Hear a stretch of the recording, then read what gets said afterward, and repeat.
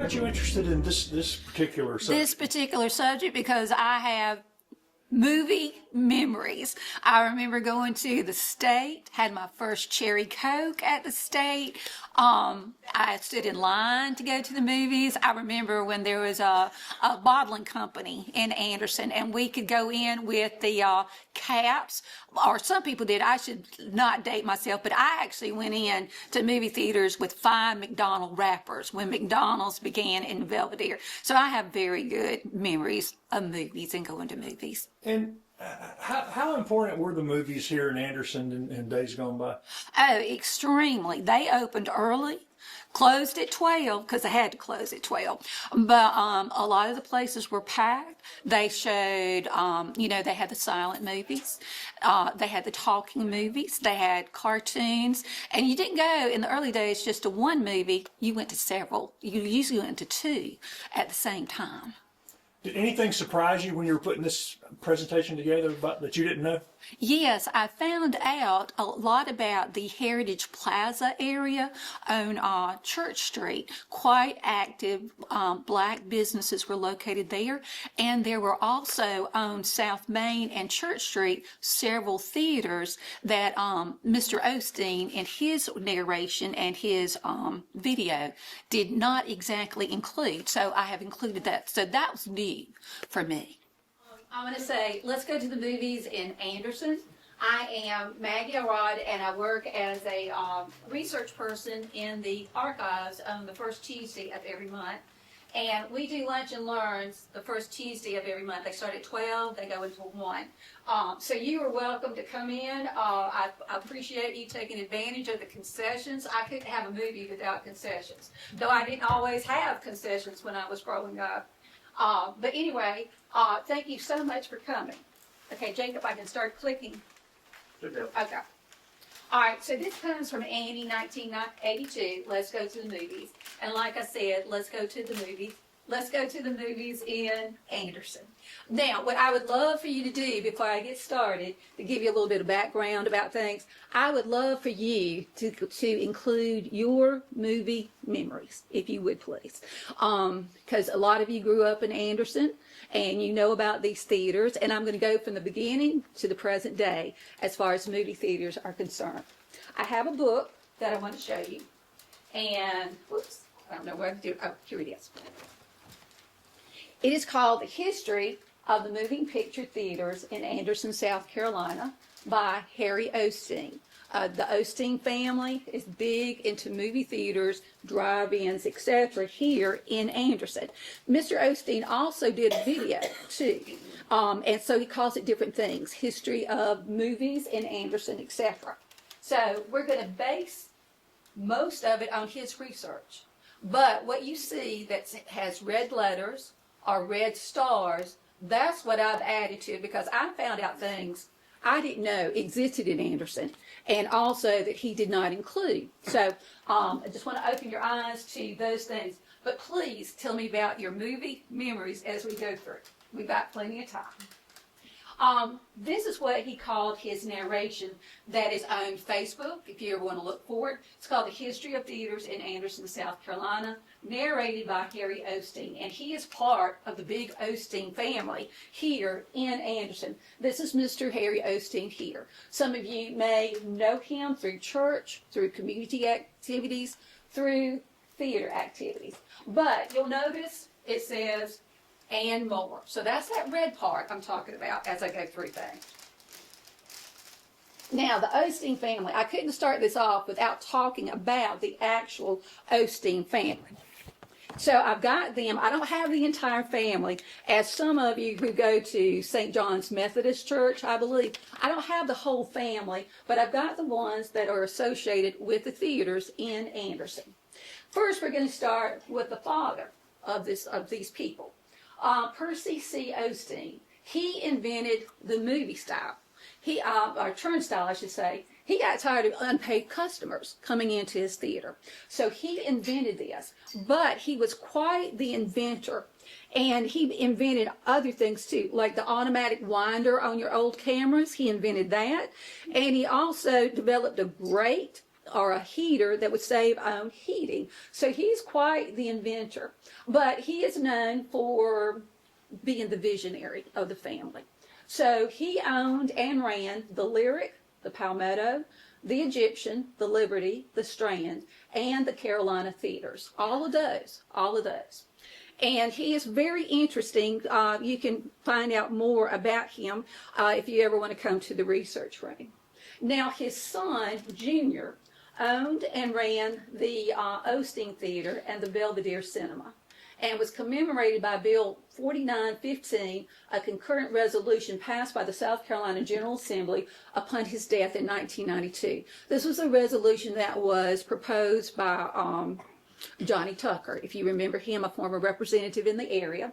He submitted this. It was approved overwhelmingly, and he was noted for his movie business and also his service to others in his community. That's what was noted in that bill. Now, Albert Mutt Osteen, don't know about Mutt, but anyway, Mutt owned and ran the Center and the Carolina theaters.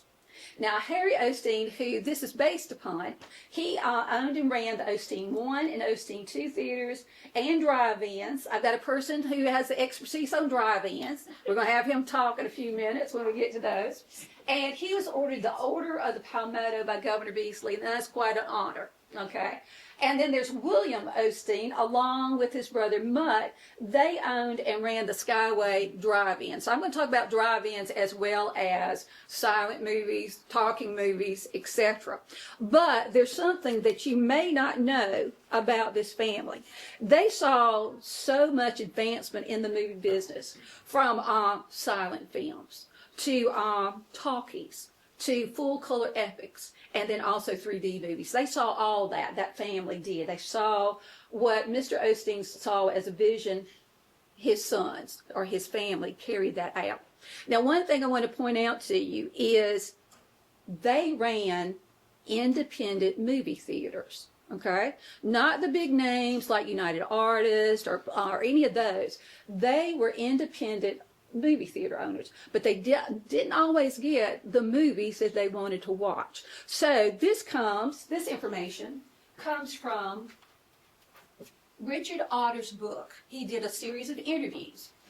Anderson County 20th Century Memories and Reflections, Book 2. And Mr. Osteen, Harry Osteen, is actually his first interview in this book.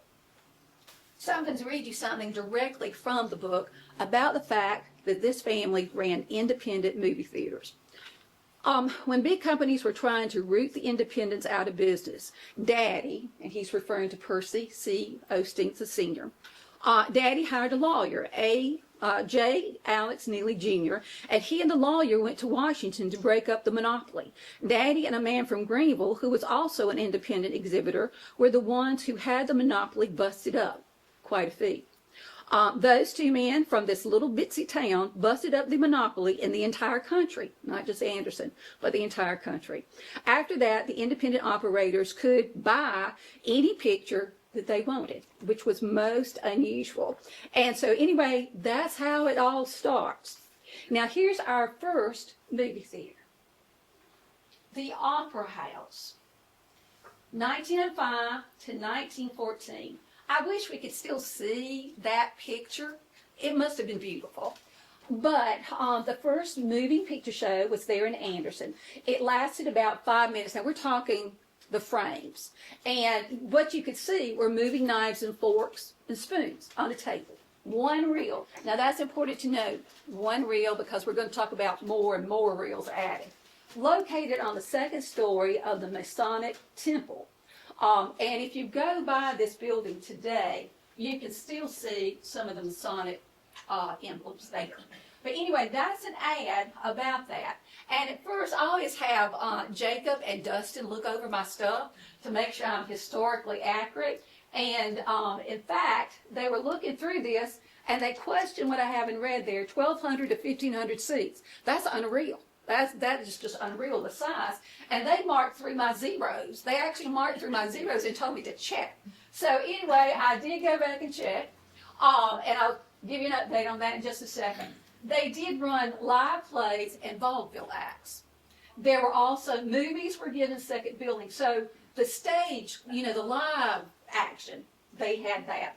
All this time, all movies were one-reelers to 5 to 10 minutes. Now, this auditorium, because it was so big, was also used for conventions and other gatherings. So I don't know the date of this picture, but this will show you a very busy place at one time in Anderson. Today, if you are at the courthouse, so to speak, at the courthouse, and you go down the street, you'll see the Fashion Shack. Now, that is the bottom of that building. That's the bottom. Now, and I appreciate Dustin and Jacob checking on me, but in this article, it does say they had 1,200 to 1,500 seats. So that was something. And it was called the Anderson Opera House. So that's our first one. And I've got everything in chronological order. But now, I know y'all don't date back to this time, but when we come to things that you're familiar with, let me know. Please talk to me, because this is your program. Here's our next one, the Palace Electric. And we had a proprietor. Starting in 1913, they dropped the live entertainment. And they only had one-reel movies. And those ran from 6 to 9 minutes. 4 reels, 10 cents. Just think about what you pay for a movie today. Just one. It was renamed just Electric. The slogan, Mutual Movies Make Time Fly. Now, if you'll notice, this is one of the large movie companies, Mutual Movies. This would be here, Palmetto. That would be an ad there. And here, if you were going down Main Street, okay, going down Main Street like you're going towards Greenville Street, there is an opening here, a very nice park area. That supposedly would have been the location of that particular movie theater. Now, like I said, y'all may have corrections about things, and you may know more about Anderson than I do, so please correct me if I run into things. But if you're going down, leaving the courthouse and going on North Main, you're going to see Doolittle's. Well, that's kind of where the area is for that movie theater, right there. Now, the Knickerbocker, 1911 to 1912. You're going to notice some of these movie theaters don't last long, maybe about a year or two, and that's it. First block off of West Whitner, one screen. All of these early ones, we're talking just one screen. Had vaudeville entertainment, comedians, Change of Motion Pictures Daily. Now, we don't have Change of Motion Pictures Daily. I mean, when we get to the weekend, we have them, but not this. Now, Mrs. Charles Spearman actually played the piano. She did the music for these reels. Proprietors, McConnell and Smith, manager, W.N. Landis, and photoplays. I had a hard time with photoplays. At first, I thought it was a program that they handed out. That's what I first found. But photoplays were not that. They were like individual frames of pictures, okay? And they were usually given second billing. They would have the words, and they would have the sound effects by somebody in the theater. The Air Dome. I wish, we can't find any pictures of the Air Dome. I wish we could. But the Air Dome, 1 year, 1909. North Main Street. So again, if you're leaving the courthouse and going North Main, you're going to see an Edward Jones Financial Advisors. That's where, in that area is where that would be.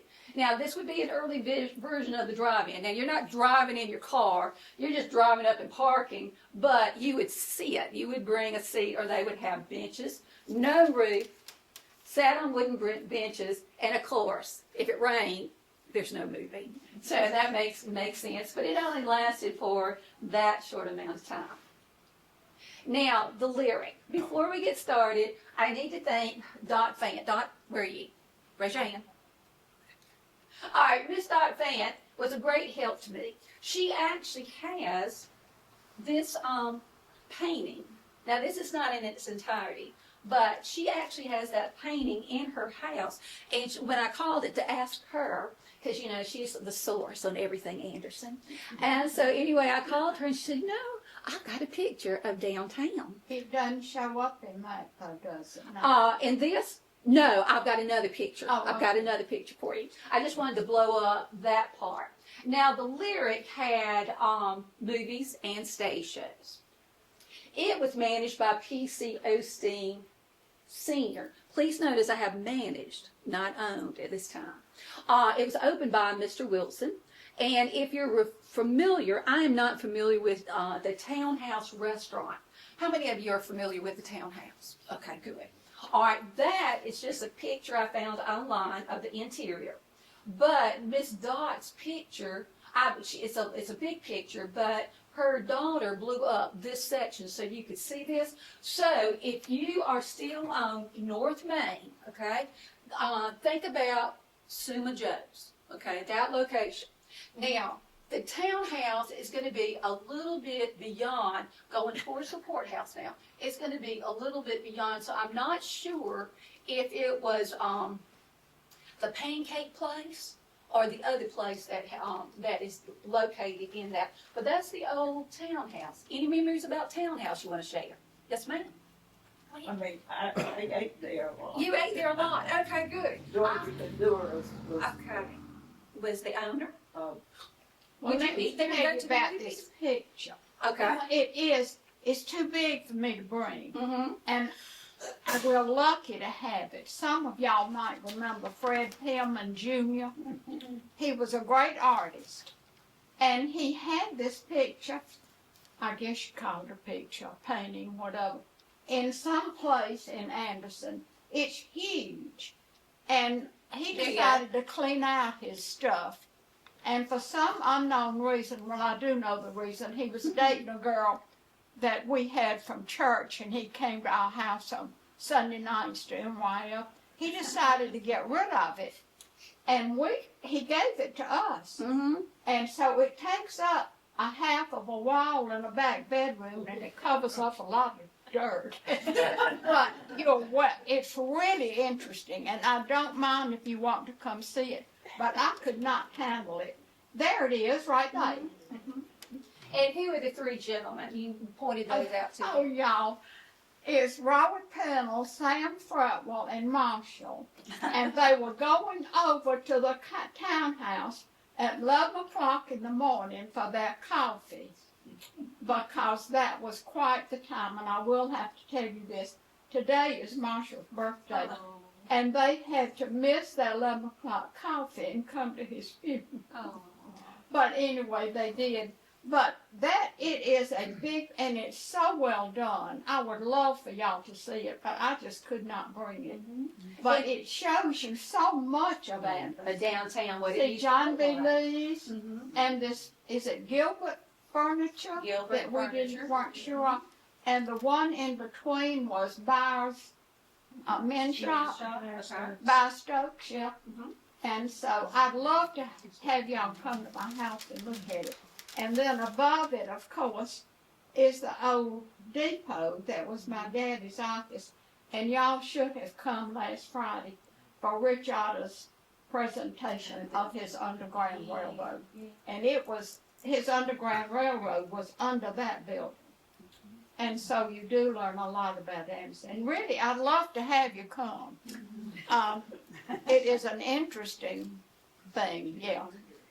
And also note the old courthouse and City Hall a little bit further down on, beyond the courthouse would be South Main. So I'm going to talk about that area also. Who painted the picture? Fred Pillman Jr. Okay, Fred Pillman Jr. I think we should give him credit. They for that. have the dairy, Pillman's Dairy, Mhm. is that put it? Yeah. Okay.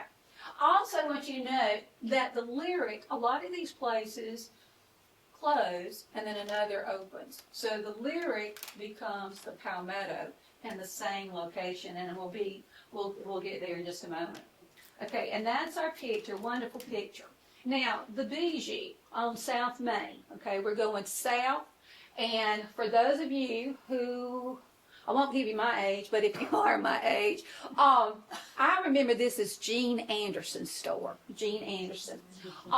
Now, it had vaudeville acts, and it also had 3 reels of high-class movies. Now, we talk about the movies. They had sound effects at the movies. They could make horses, hooves, clock. They had all kinds of things like this. Now, this was managed by Philip Sasson and Bill Tyndall. Now, it kind of burned in the 1920s, and there was a plan to redo this theater, but they never did get around to it. But it is where the Gene Anderson store was located, 1940s to 1980s, and that was a nice man's and woman's shop. Yes. In the basement of the old Gene Anderson's building, the Electric City Playhouse, I think they started there. Okay. We used to go there, and Uh-huh. we've been season members ever since. So I think we might be their longest season member family. Oh, wow. Okay, great. It used to be in the basement. Thank you. And like these ladies are talking, please tell me things. I Tell me worked things. at Gene Anderson's for about 20 years Oh, wow. in the Okay. sportswear department. I remember going in there and everything. Thank you. Now, the park. Buena Vista Park must have been beautiful at the time. And what I'm going to do here, I'm going to pass some of these around because you may actually want to look. I have a 1980s map, and you'll just kind of pass them that way. It's not the clearest, but it's a 1980s map. And it'll help you with locating some of these places. And if I run out, let me know. I'll come down on the other side.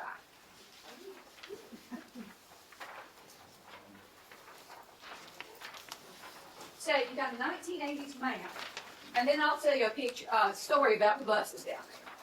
But anyway, this one had one screen. So if you can go into your memories now, or what you think of the trolley system when they existed in small towns. All right, so this is Main Street here. All right, and they're going to go, and you can locate River Street. I didn't get all of River Street in, but you could go to Buena Vista Park. Now, from what I read, you walked into the park. It was an outside theater. You had your benches, and of course, if it rained, that was it. But on summer nights, they were exhibited both inside and outside, and they were completely free. And there was an ulterior motive behind them being free. And this is because the Anderson Traction Company here in Anderson, they sponsored these movies. They sponsored the movies. So that was their way of getting money back by the way of increased patronage from the streetcars. So that's how they made some extra money. And so everything was free. And at the time, there was 18 miles of track, and there were 11 cars. So again, if I have red, or if I have a star, that's in addition to Mr. Osteen's research, and you'll see that throughout.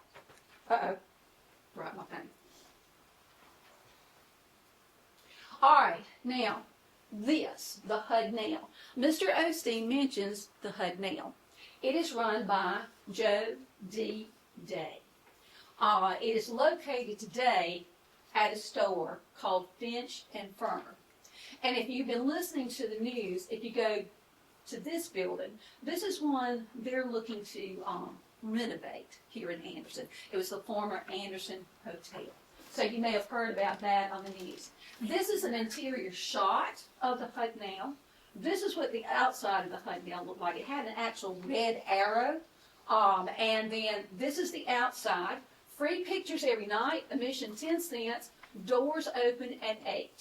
And we have McGowan, Brigham Young, Jim Frazier, Scott Benson in front of the theater. And this is Mr. Joe D. Day.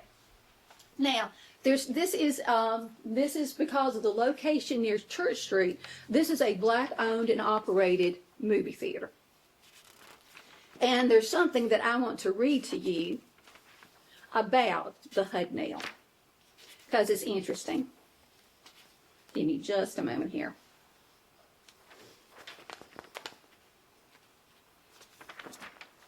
He wrote, now you could, if you actually have good eyesight, you could probably read what I'm going to read, but of course I don't, so I had to write it down. And this is a quote from him. It was his dream to provide a place of entertainment and relaxation for shoppers and visitors who came to town. So that was his, he wanted to own a business. It goes on to say he wants to own a business. Now, if you're interested in black pioneers in early Anderson, this is the book, People of Black Folks in Anderson County, South Carolina.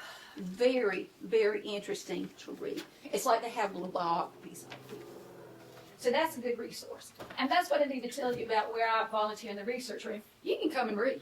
You can come read, you can do research. We'll even talk to you if you want to talk. You know, we're good. But anyway, this is the HUD now, and Mr. Joe D. Day. Now, as I told you in the beginning, the Osteens were independent movie owners. This is another independent movie owner, not associated with any big company at all. If you happen to go to the Finch and Fern, which is a new store, you will see the old tile work, the tins up there. It's very pretty. And I talked to the new owner, and she was telling me she had no idea that was in her building. So it's a shame that we don't know more about our historic buildings and the stories behind them. So she wants a copy of our PowerPoint here, so I'm going to forward that to her. Now, this is another one that Mr. Osteen did not note. Now, this is 1918. This is the Sanborn map, and we've got that in the research room. I like this quote that they have at the plaza. The Church Street Heritage Plaza, we were here. And this was talking about the black-owned commerce and the entertainment and everything that was going along Church Street. So here we are. We're going down South Main, away from the courthouse. And we're on East Church. Now, I want you, I should have a pointer, but if you look right here at the number 105 and look up, there are actually moving pictures here in this black area, black neighborhood area. And so that's, that's interesting to see that they had it, but there's no information. There's no information about that other than that being there. Now, the Palmetto. Remember I talked about the Lyric? Well, it becomes the Palmetto, 133 North Main Street. And let's see, it was opened by an A.M. Pinkston. P.C. Osteen Sr. owned the Palmetto, so we're talking about him being an owner now. Location of the townhouse, I'm not going to repeat those pictures, and then the Lyric becomes the Palmetto, and then it becomes the Liberty, all in the same area. So 4 reels of good pictures. Program changed completely nightly. Unheard of today. Unheard of today. So that was that one. That's a movie ad that appeared in the old newspapers, and the titles were interesting. The Prince of Thibs, Sergeant Sum's Horse, Mabel Fatty at the San Diego Expo. So interesting titles during this time period. But it had 300 seats. That's a big place. That's a big place. This one, the Garrick, did not last long, barely through 1915. But these are some of your dreamy movie actors, I guess you could say. Short-lived, only had 3 movies. And those 3 movies were this: Smothering Fires, starring Warren Kerrigan, 2 reel. This is Mr. Kerrigan. Press His Suit, starring King Baggett. That's Mr. Baggett. And then there's a cheap transportation comedy that Mr. Osteen called a foolish comedy. But anyway, that was interesting. I actually found their pictures. Now, the Anderson Theater, don't confuse this with the Opera House that I mentioned at the very beginning. 1 screen, 1915 to 1924. Now, this took me a little while to find because I was in my car, and I'm on Whitner Street now. And the thing was, I couldn't find the 200 block at all.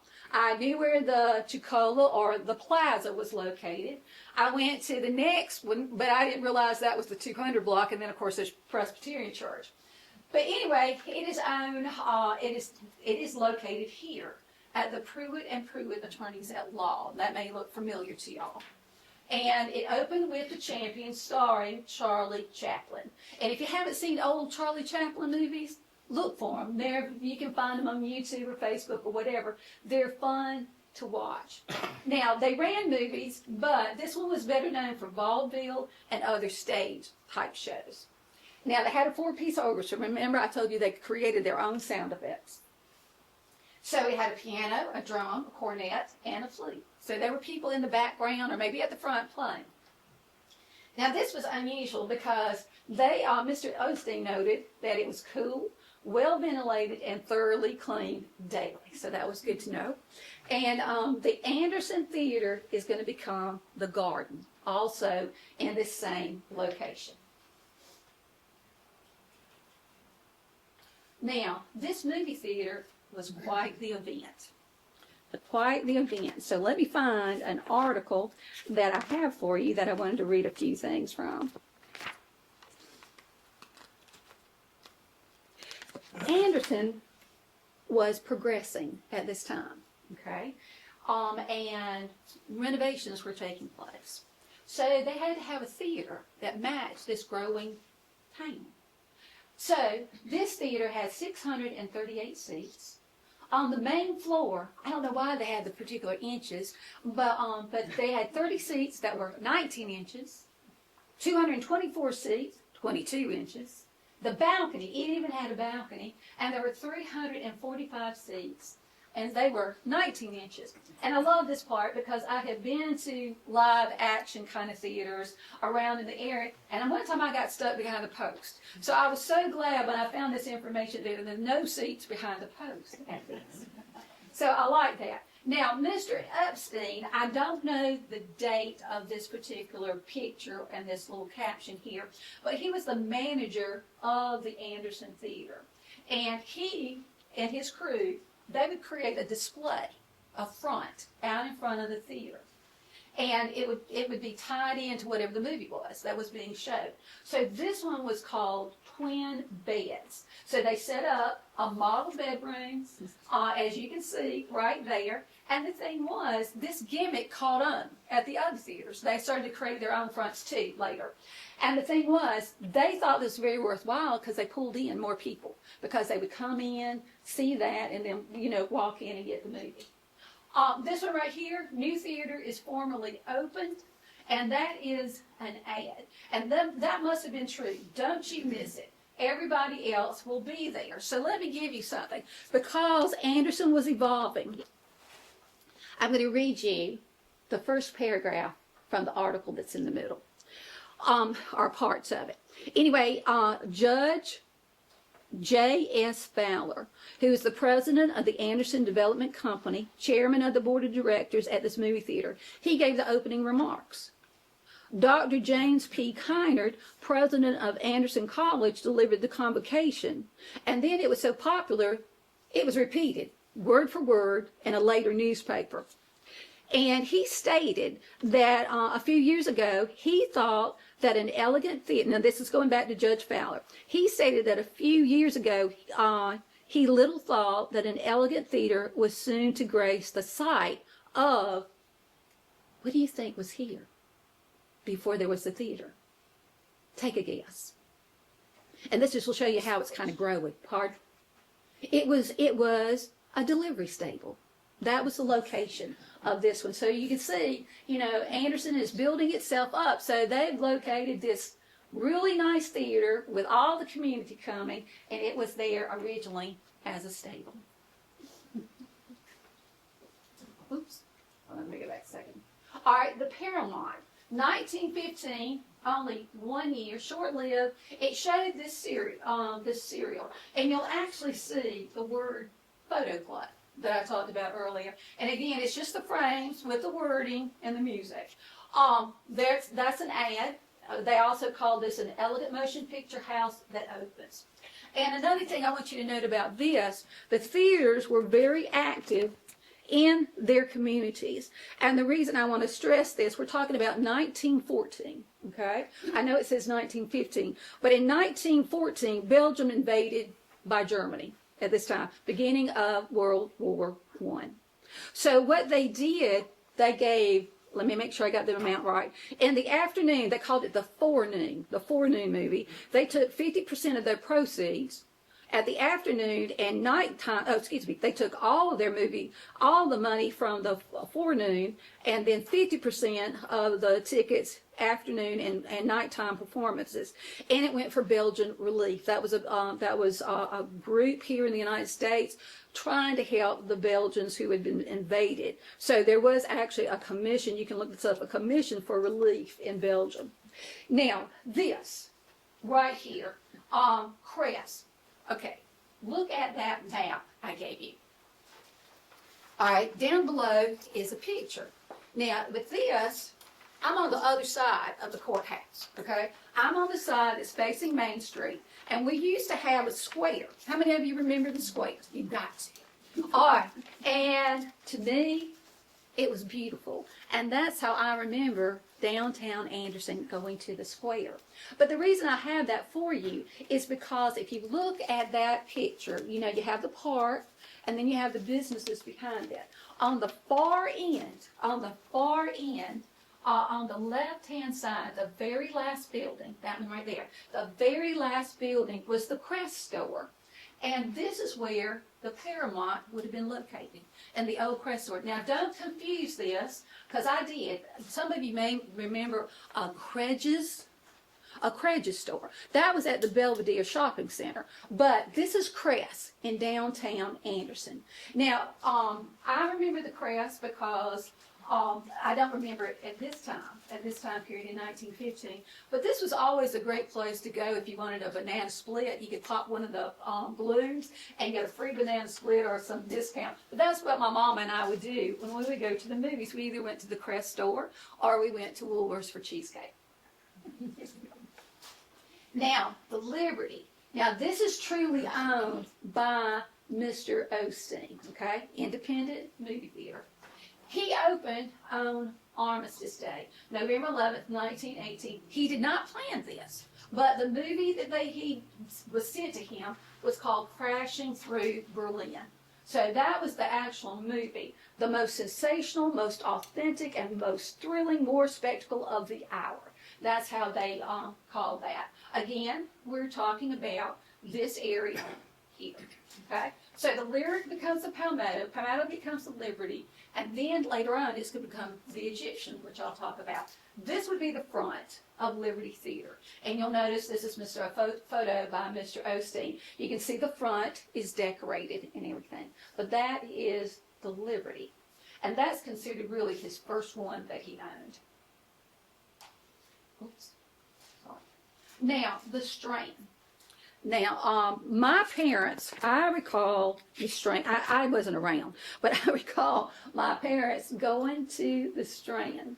And this would be 1920 to 1945. And my dad lived out in the country, and he would catch the Greyhound bus at one of the general stores, and he would go to the Saturday movies when they would show like double features or even more. But this was built by P.C. Osteen. Manager was a Jack Waite and a Dr. J.P. Trowbridge. Now, he sold out in 1925 to the Paramount Publis. Now, it was a movie company. First talking picture was shown here. This is it. The Lion and the Mouse. It was a remake of an early 1914 theater event. But that was the one with Lionel Barrymore. Now, the Strand, if you want to look at this right here, you've got the Strand. Look back up here to this one, because we're talking about, you know, coming down North Main, right there kind of at the beginning in the middle there. But anyway, sound version, 7 reels. We're getting bigger now, long. And the center is going to become the Strand. And I just stuck in a 1936 ad from the newspaper for the movies. So it wasn't unusual for you to go to a movie and see a double feature. That was very popular. Now, the Victor. Mr. Osteen does mention this in his narration and in both his book and his video. This is called the first exclusively African American theater in Anderson. That's what he says, but you know, from what I've told you, there have been some others. Now, this is located near the Imperial, but on Church Street. Again, I like this. We were here. They have recognized this area, and it's called the Church Street Heritage Plaza. So if you ever go downtown and you go through this, it's very educational, and you will see some of these places that I've talked about and some of the people on their signs that they have there. This is early Church Street, okay? Before the parking lot, before the Heritage Plaza. Down at the end is First Baptist, okay? So that'll give you some idea. Again, in these older buildings, beautiful tin roofs. Beautiful. Now, the Imperial. remember I talked about the Bijou. Well, the Bijou becomes the Imperial. It is considered a fine theater. It has a large balcony and first-class pipe organ. So if you've seen the old movies and someone playing the music, that's usually what you're talking about there. Now, I'm showing you the Gene Anderson building again. And the reason for that is that now, when I went out to take pictures, I discovered there's somebody in the old building where the theater was located. And it's called Yakety Yak. That's the name of it. And then that's their signage on the front of that building. But that's where the old Imperial and the Bijou were located, in that area. That's supposed to be a thrift type shop. So it wasn't open when I went by. I think they're going to open though. All right, now we get to the garden, to that block I couldn't find, the 200 block of Whitner. But A.M. Pinkston was the manager. And he preferred the vaudeville and stage shows. This is over here is a musical album. In other words, this is some of the cartoon music that was used in some of the theaters. And he started with Dixie Darling starring Sweet Papa Bozo. So this was an act, an act that you could see with live people. And his slogan, Pinkston always has something worthwhile for your amusement. A lot of these theaters had slogans. But what's interesting, and remember, this is where the stable was. What's interesting here is that after the theater no longer existed, the building was still there. So it was used for American Legion minstrels and rallies, World War I veterans meetings, cooking schools, and other civic functions. So we see the progression, Anderson, Garden, and the Criterion. And the Criterion is coming up. Now, there was the Egyptian. Now, this is the last of the theaters that were located in Miss Dott's picture. Miss Dott, you want to tell them kind of where your business was on this? And where the movie theaters, they're a little bit It's further got to down. come down a little bit. Okay. Okay. It's near across from the sign of the townhouse. Okay, across from the townhouse. And Street Girl, that was the first movie. 100%, if you'll notice, all talking sensation. And Percy C. Osteen was the manager. So this is the last of the theaters that were located in that area. This is a modern day map that I found that shows the location of the Egyptian theater. It gives you an idea if you're looking at stuff from now. We're looking at Doolittle's, we're looking at Fields Jewelers. Those are the kind of places we're looking at in that area right there. Now, the pastime, this is an interesting one. The Mills used to provide the store. They provided entertainment. So this would be an example. The pastime was 1927 to 1930. Couldn't find a picture of that at all. They only ran the Westerns. It was located at the mill, the Appleton Mill, which is there's a picture, early picture of it right there. And no talking pictures. Now, it's in the vicinity of Appleton Mill, which opened in, 1902. It's noted that it was at 129 Quinn Street, but Quinn Street is a residential area now, so nothing left of this particular one. Now, the Criterion. This is where it gets interesting, because I think some of you are going to remember the Criterion. All right, the Criterion, 1931, 1960. One screen, big place, 787 seats, located at West Whitner Street. It opened with Dracula. Remember Bela Lugosi in those old movies? Yeah. It opens and 10 cents. Now, it advertised that it was had modern sound equipment. The slogan, "We bring the big ones back." Named the theater contest. Before there was a Criterion, they actually had people to suggest names. This was managed by Wendell Patterson between 1933 and 1960. Now, Harold Burris, if you've seen pictures of the old movie theaters and they have the fronts, a lot of them were attributed to Harold Burris. He really went all out for those. Now, this is interesting. Had vaudeville shows. Actual Hollywood stars like Gene Autry. Okay? Closed in 1960, but it continued to run 2 days a week for 2 years after that. we go from the Anderson to the Garden to the Criterion. So does anybody want to say anything about the Criterion? Because I know some of you know the Criterion. No? Okay. All right, maybe this will jog your memory. Whoops. Here's Bela Lugosi. It opened and closed with Dracula. This is what the outside of the Criterion had. Two big features. Remember, you went for two shows. Gene Autry actually appears at this theater. And they actually had entertainment outside of the fronts of the theaters to draw people in. Now, if that's Gene Autry, I don't know. I do not know, but I want to kind of think it is. And of course, it's located where Pruitt and Pruitt were located. The only interesting sidelight I can tell you about, I've seen this picture before in a box. And I believe, I've been trying to research it, I can't find it, but the gentleman who appears to the right-hand side, that's a cousin from long ago. His name was Gerald Elrod. Mr. Osteen, and when he's talking about the movie theaters and everything, he said that he and Gerald were tap dancers. And they would stand outside and they would provide entertainment as you were coming in. So that's my little personal note right there. And so anyway, we have that.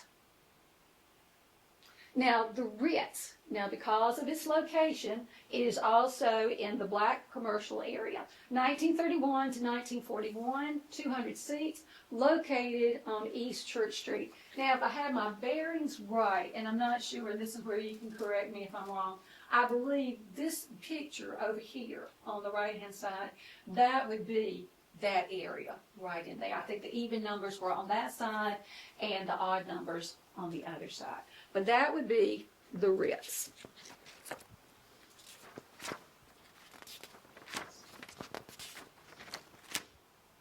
Now this is another one that may be familiar to some of you. The Carolina. Now, Miss Dot had to help me with this location because I was having a problem with that church back there. But anyway, it is located on Main Street. So if we're going down Main Street, North Main, I should say, this building has been several different things over the years, but this is the building that currently occupies 201 North Main Street. And I'm not sure if it's real estate lawyers or what. I did get a picture of that. But it started with this movie, James Cagney and Joan Blondell, The Crowd Roars. And this would be it on the corner. This is on the corner. That's on the same corner. But what I was starting off was the church steeple, so Miss Dot had to help me. So Miss Dot, what's that church? That was the Central Presbyterian. Okay. Prettiest Okay. church in town. All right. Anyway, I have a caption here, and some of these may ring a bell. In 1934, the Carolina Theater was located on the corner of North Main and Earl Streets, where Carolina First Bank is now. Okay, Carolina First doesn't exist anymore. It was owned by P.C. Osteen. The title of the movie playing when this photo was made was Kansas City Kitty. The Shamrock Barbershop occupied the left corner of the building, and Ponder's Ice Cream Parlor was on the right. The next building was occupied by lawyers and First Presbyterian. Central Presbyterian. Oh, okay, we got a Central. correction. Central Press, okay. Let's see. Now, this is the lyric, okay? This, of course, grew from the Hudnell. All right, you can see those pictures. Finch and Fern is the location. Mr. Peake, Willis Ignatius Peake, owned this. All right, it started as the Hudnell, and then he became the proprietor. And this one says, Negro Theater will open here. Okay, so that lets us know that that is in the community there. And I want to tell you a little bit about Mr. Peake. He probably should be in the museum's Hall of Fame. So I'm going to take just a moment to tell you a little bit about him. Very distinguished Andersonian. Did not grow up in Anderson, though. Came later when his daughter was married. But he has a plaque from the Henry McGowan Lodge, number 583, a plaque from the Electric City Temple, number 718. He was honored by Tuskegee Institute at their golden anniversary celebration. And he's also in the Tuskegee Institute Athletic Hall of Fame. And he's a 33-degree Mason. He was in in the NAACP. He was active in church. But what he's known for is not only this theater, he also ran a cafeteria, like a meat and three. It was called the ST Cafe. And he was also a funeral parlor owner. That's another reason why he's well known in this area. So that's Mr. P. Now the stage. All right. This is my movie theater memory. I have up here my cherry coke. Okay? We would go on Saturdays with the neighborhood kids. Our parents would let us out. I guess it gave them a day off. But anyway, I always remembered going and getting my cherry coke out of the drink machine. And I don't remember popcorn. And I don't remember taking the drink into the theater at all. But I remember cherry coke. So I've got extra cherry cokes out there if you want one. But this opened with St. Louis Blues, starring Dorothy Lamour. Had vaudeville type shows, Hollywood stars on stage. Actually, again, stars on stage. Jimmy Cartlidge was the first manager. This was a big deal. This was a souvenir program handed out at the opening. This, I don't know, did some of y'all line up? Did y'all remember having those lines? Okay. People would line up around the corner. Okay. This is in the back of the courthouse now. Look at this. You could just throw your bike down. You didn't have to worry about locking it up. That's how safe things were. As you can see there, everything is lighted. It looks really pretty, St. Louis Blues. But I wanted to give you an update. This became the Alverson Community Theater. Okay, that's the ACT lighted sign back there. And now it's the location of Grace Church. So this building has been used quite a bit. But I do remember I had to take the bus. My mother was a stay-at-home mom. My dad worked. We would go to the movies, and we would take the bus. That's why I showed you that picture of that bus. We would get out there and go. And sometimes we could go to the movies, and it was the end of the movie, like about 5 or 10 minutes. Well, we would watch the end, and then we would stay, because they let you stay in the movie theater. They didn't rush you out or anything. So we'd watch the first hour or so, and then we would leave. So that's how we had to handle it, because we had to go catch the bus and everything. Maggie, Yes. my grandfather ran the projector there Oh, here. for years and Ah. years with Scott Spears. Okay. Yeah, that was his job, and it was a big job then. Yeah. And I can't remember. My brother brought some things up here that we going through some of my grandmother's things. It might have been that program, Mhm. but he brought some things up here. But we had some pictures also of like the projectionists. They would have big conventions. Right. And there were several pictures in there of Uh-huh. all men Uh-huh. from all over that would say go to Chicago for this Oh. big convention. Uh-huh. And but yeah, he and I'm thinking about your cherry coats because it was an old machine. We Yes, would it like to- was. It And was. try to squeeze and do Yes. something, another flavor in there with it. Yes. Uh-huh. But we saw when all of my cousins and I, Papa Scott, that was what we called Uh-huh. it, Uh-huh. would get us tickets to Right. the Walt Disney movies. Oh, yeah. And that's where we saw all of the, what was the little Volkswagen? Hermes? Love bug. Yeah, the love bug. Yeah, Love Bug, but Uh-huh. all of the old Walt Disney. Of course, they were new Walt Disney Right, movies. right. Yeah, exactly, Yeah. exactly. But yeah, in fact, that's why I wanted to come today because I wanted Oh. to hear all about the different Okay. theaters Okay. and specifically. All this right. one, Well, yeah. this is the state. And I think we have a member of our audience who were taking tickets at the state. So, David, you want to tell us about the tickets? Didn't you take up tickets at the State Theater? Yes. Anything you want to tell us about? Anything Yeah, I'll interesting? tell you a couple things. Okay. This is one of my memories early on, not on the state with Elvis. Uh-huh. On a Saturday, we would take the bus downtown and at a dime. Mm-hmm. They would charge you 9 cents to get in. It left you a penny, but you buy a little sucker Mm-hmm. for that. All right, now, being ticket taker usher at the state, that was my first job. I think I made $13.27 a week. Did it in 1959. Uh-huh. And one of the funny things I remember, I think that Thursday night was called Cash Night. Oh, yes. Tell us a story. Miss Dot won some cash. All right, well, I had to come back. I worked Monday, Wednesday, Friday nights, so I had to come back on Thursday for that. And what they would do, they had this big barrel they'd push out. They'd turn over and they'd draw a name out. That was Guess I wasn't that much. an old fish bowl that had seats on it. Right. So we'd get a little guy from the audience to pull out the seat on. And then what you had to watch, because some of the rascals would get down and crawl and try to pop up into that seat. Right. And the thing about pulling the names out was embarrassing, because one night I pulled a well-known, prominent Andersonian's name out, and he'd been dead like for 10 years. It was a different era. Yeah, and Miss Dot, you actually won some money. I did. I won $100, and back then, $100 was a lot of money. 250 when this one was taken. Well, it was only 100. Well, that was. And you know, y'all, people have come a long way.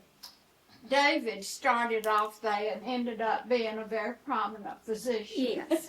And in my generation, Ross Anderson, Yes. The who judge. you all probably recognize the name, took up our tickets. But Ross would cheat. If you were dating him, he let you in free. But we weren't dating Ross, but Y'all were he married let- at that time. It would be a different girl almost. You could get in free if you were dating And Ross. this, I was in Anderson from the time I was 2 till about 10.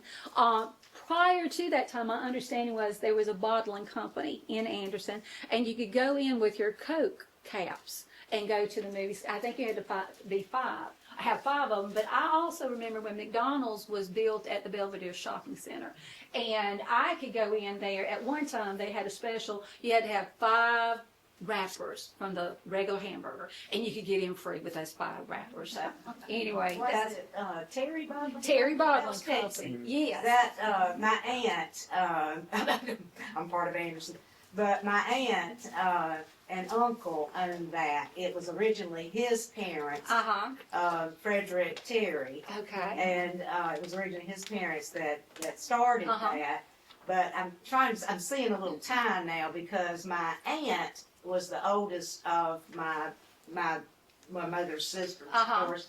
And, so then I've got my grandfather down here working at the state, and then the Pepsi company doing a little something with these tops, you know, so I'm starting to see a connection. Of course, they're all gone now to even ask, so. I have 2 little memories about Okay. the State Theater. I remember when I was in elementary school that there was a little room off the lobby where you could go with a friend and take your own pictures. Oh, really? You know, that kind of thing where you I make indeed. funny The faces and photo things. booth. The photo Yeah, booth? and Yeah. you pick up them, and I remember that. Ah. And then before I was in school, my mother took me to see Bambi. And you know, like you were saying, you come in and you watch the end of one movie and then you watch the beginning of the next. Well, when Bambi was over, and I think I cried, but when it was over and the next, my mother was still sitting there, she's probably tired, and wondering what was coming on next. Yeah. And the next movie was an adult. I mean, I've never seen anything like that. And it wasn't like 1 minute. She got me out of there so good. Good. I'm glad to hear she was looking out for you. I had no idea. That Had was no it. idea. I'm sorry, that's Yes. part of my grandfather up there running. Hi. Throw a little something extra in for the men. Well, I need to tell you something. It's probably, is it 1 o'clock?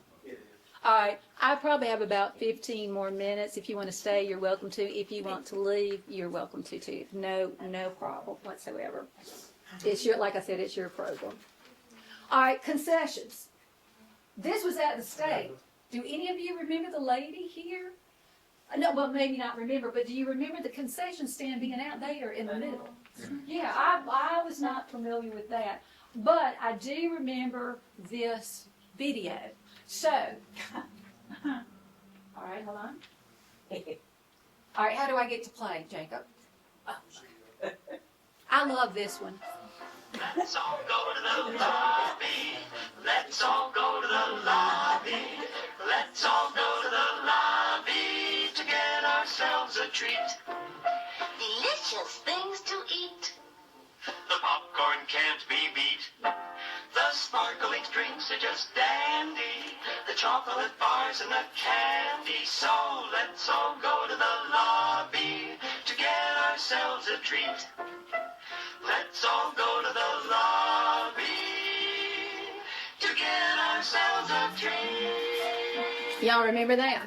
Yeah. Yeah. And I don't know how to say this. I mean, I don't know about this, but I don't remember growing up having popcorn and drinks inside the movie theater. I don't know when I started doing that, but because we like that cherry Coke that I'm talking about at the state at that drink machine, I would drink it out in the lobby. So I don't know when people started to take it in, because in the beginning the theaters were so nice. They didn't want, the trash on the floors and those kind of things. But just a sidelight about popcorn, after World War II, that's when popcorn became, during the World War II era, that's when popcorn became so popular, because what was being rationed? What food product was being rationed? Sugar, yeah. So you didn't have the sweets, but you had more popcorn. Plus, popcorn is cheap, and they mark it up high. It's for that reason. Okay, and you can get it in the notes. All right, the center. 1946, 1945, another big place. Main Street, 600 true movie theater, no stage shows. Same location as the Strand. Meet Me on Broadway. That was a musical. This was managed by one of Mr. Osteen's son, Mutt. The Strand before becomes the center, and it's probably, I'm not definite about this, but it's probably right here in this restaurant. I mean, not in the restaurant, but in that area of downtown Anderson, and that would be on North Main. Now, some of our streets had strange numbers. So the Strand is at 124 and a half North Main Street. The center is at 126, and the half may have indicated that it was either in the upper part or the lower part of another building, because it wasn't unusual to have other businesses associated with some of your theaters. All right, two more black theaters not mentioned by Mr. Osteen. There was the Paramount and there was the Jordan Theater. And I got this information from a video that was produced called Going to the Cinema in Anderson. And these were located on East Church Street. I already showed you that location. Christian Thomas had published this in 2022. I don't know if he gave a talk or what. But anyway, he actually had the ad. So the Paramount, Church Street, Bloody Dance, all Negro, 10 o'clock, they had a late show. And with the closing of the Victor, African Americans had to attend segregated theaters until the Paramount opened in 1947. So we're looking at a balcony or a separate entrance here. The Jordan Theater that started in 1948, and I don't know the ending times, couldn't find that anywhere. But the Jordan is on Church Street also, offering the colored people of Anderson and vicinity the highest type motion picture entertainment. And in 1948, it opened, and it proved to be very popular. You had two movie theaters about the same time there. So great demand for the movies in that area. This is downtown Anderson, and if you haven't been to the Heritage Plaza, please do so, because right in here they have the story of everything. And the pictures that I've shown you, the people that I've talked about, that was what became Church Street. And it's good. It recognizes the Black pioneers. Skyway Drive-In. Are you my drive-in person? But it's the Fox, right? Okay. The Drive-In, 1948 to 1980, one screen, 400 cars. Now, where is this located? You probably go to this place all the time, but yes, we're headed down Clemson Boulevard now, North Main to Clemson, and the Boulevard Market Fair is there today, but we probably know it as Publix and Burlington. Huge place. I remember going to the drive-in here. Anderson's first drive-in. It opened with George White's Scandals, Joan Davis, Jack Haley. Second run movies. At drive-ins, you had second-hand movies. Operated in the beginning by Bill Osteen, later managed by Albert Osteen. It actually had a playground area. And Kmart was there, 1995 to 2017. But like I said, now it's Publix, Burlington, and some other stores. And those are 2 ads. Like I said, you would go here, Friday and Saturdays, you would have a double feature if you wanted to stay that long.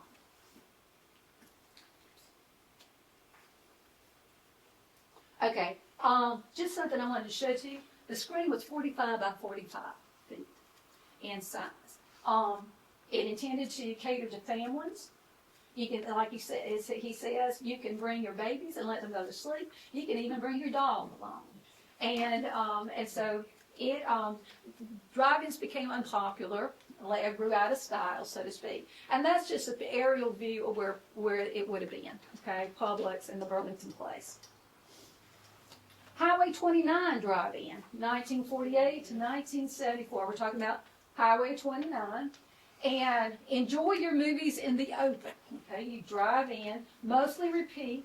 First movie, Pursued, operated by the Wilby Kinsey Theaters, and operated by J.M. Pruitt in 1964. The Highway 29 is going to become the Viking. But I just wanted you to note some of this here. Well, I'm sorry, I'm walking in front of it. Movies, 40 cents. No dust, no mud. So they had a paid parking lot for you. Restrooms. Do you remember the in-car speakers? Yes. They would always warn you not to drive off with the speaker. Remember that? Okay. So anyway, that was it. Quite modern for its time. But the most exciting thing about drive-in theaters Uh-huh. was backing in the exit. Oh, did you do that? I didn't drive, but I was in the car. Okay. The Fox Drive-In, 1953 to 1982, they could house or park 300 cars on Belton Highway. So if you remember the Nutty Sweet Shop, we're talking about that area, East River Street and Hanks Drive, managed by Clyde Bolt. First ad opens tonight, Anderson's newest drive-in theater with a first-run movie, The Way of a Gaucho, with Rory Calhoun. So that is your Fox Drive-In. Now, tell me your name. Jerry. Jerry? Jerry. Okay, tell us about the Fox Drive-In, because Jerry worked there. Yeah. I started in '61, Uh-huh. but started out as a curb hop and then went to ticket taker and then ended up running projectors for them. I was with them until, early 70s. Uh-huh. But it was owned by Joe Pruitt at the time. Oh, okay. And Good to know. Good Clyde to know. bought it from Joe. Okay. Okay. And we had the biggest thing, the first time run on Green Beret. Oh, with John Wayne. Yeah, See, I know my movies. it was Joe outbid the Osteens Uh-huh. to get it, but he paid for it dearly. Uh-huh. Uh-huh. But the first run of it, we held 300 cars. We had over 520 cars in the Oh, pit. wow. They parked in all of the entrance ways. Right. We put them bumper to bumper. Exciting times, because it was fun. It was fun to go to the drive-in. When you, Yes, ma'am? going off of what she had said earlier, what I remember about the drive-ins when I was little is that you always wore your pajamas. Oh, did you? I never did that. And you took your pillow and blanket Uh-huh. because the first show was okay for kids. Okay. But then we had to all go to sleep because the parents said watch the second show. Uh-oh, there you go, at the drive-ins too. Okay, let's see, let me go back just a second. All right, the Osteen, what we know the Osteen family for. 1955 to 1994, just Osteen, Main Street. Today, it's where People's National Bank is located. It's a very visible corner of Greenville and North Main, so great for a business. It was great for a movie theater. In the beginning, free refreshments for everybody. Only theater in Anderson at that time to have CinemaScope, which was the widescreen, stereoscopic sound, which was the soundtrack, managed by Percy Osteen Jr., Harry Osteen. This is an inside picture of the Osteen. That would be the outside, and then this is the first movie that they showed. Excuse me. Right here, Smokey and the Bandit brought so many people because they had the Smokey and the Bandit call out front. So that brought in a lot of people, so the Osteen. Now, the Belvedere Cinema. This is one I know I went to, but I can't really picture where it is anymore. But if you go to the Belvedere Shopping Center, you'll notice GB Shoes here today. Well, right here, there was a store, and it may be the same one, called Credges. That's why I didn't want you to confuse Cress and Credges, because that's two different locations. But where you had the Credge store here, the movie theater was kind of in the back there, very small, managed by P.C. Osteen Jr., opened with April Fools, Jack Lemmon, and it was the first mini theater. It was smaller. It had 200 seats. The Anderson Mall Theater, 1972 to 2001, 2 screens. Opened with the hospital starring George C. Scott.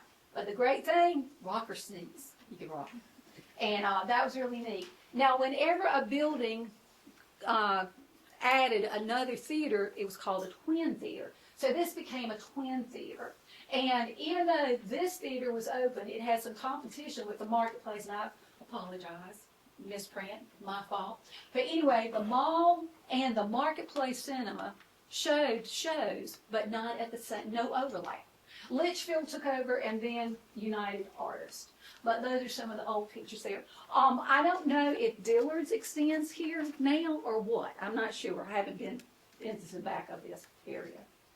Viking Drive-In.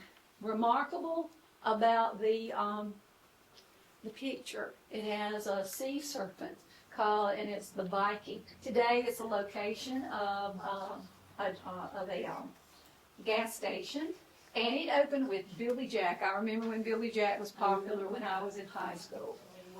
This was sold to Clyde Boat.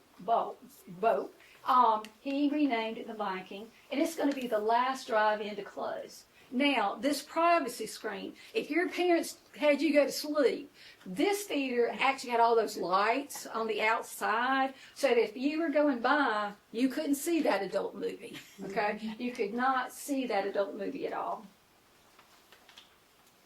Osteen 2, not called a twin, it was just another part of the building, one screen on West Greenwood Street. And it opens with The Adventure of Sherlock Jones. I remember it because we used to get in for $1, but this was after, it had been open for a while. And then, but it closed because there were more theaters being built down Clemson Boulevard in that area. Marketplace. This is where the Senior Solution building, with all their activities for the seniors in our community, located here. That's what the old movie theater looked like at one time. You see a number of movies that are being shown, and Billy Jack, world premiere, here. And it was a Fairlane, Litchfield theaters. You're not hearing any more about independent movie theaters at this point. Opened with 4 screens, and it had 2 offered first-run movies, but it closed after the Amstar 14 and the Starlight opened. Village Twin. If you're going to the other side of the town, where the village is located, they had 2. This one's actually called a twin theater because they took the building and they actually divided it in half. On Shockley Ferry Road, owned by the Bolt Theater, 2 screens. One opened with Gator, the other one opened with Bugs Bunny Superstar. They added 2 more screens. Litchfield, a movie company, took over, and then it closed as a $2 discount theater. This is a picture. I'm not sure if it's a modern day. It's just one I found. And that is showing that it was a storage building now in that area. Harry Osteen. We've got to close this part with Harry Osteen because I have it in writing, I have it in this video, and I have it in the print. But anyway, there's a movie theater. It would not be called a theater. He called it the Peekaboo. And the Peekaboo, there's one more I had better mention because someone may have heard about it. I would not call it a theater, would call it a hole in the wall. The name was the Peekaboo. It was a girly show. So he does mention that, but that's all the detail he gives. And I couldn't find anything about girly shows in Anderson. Now we're into today. Amstar Cinema 14. March 2000 to the present, 14 screens. It averages about 290 people on the Civic Center Boulevard. This is was owned by Southern Theaters, later owned by other companies. It shows the latest, okay? Modern amenities such as Dolby Sound, Stadium Cinema. You know, remember the old theaters, everything was flat? Now we have the stadium seating. Also, there were comfortable high-back chairs. The next owner was Santikos Entertainment, brought in GPX, luxury leather recliners. Have any of you been to this movie theater recently? You can just lay back, eat your popcorn, drink your drink, and relax. Premium concessions, and the premiere of radio was held at this movie theater.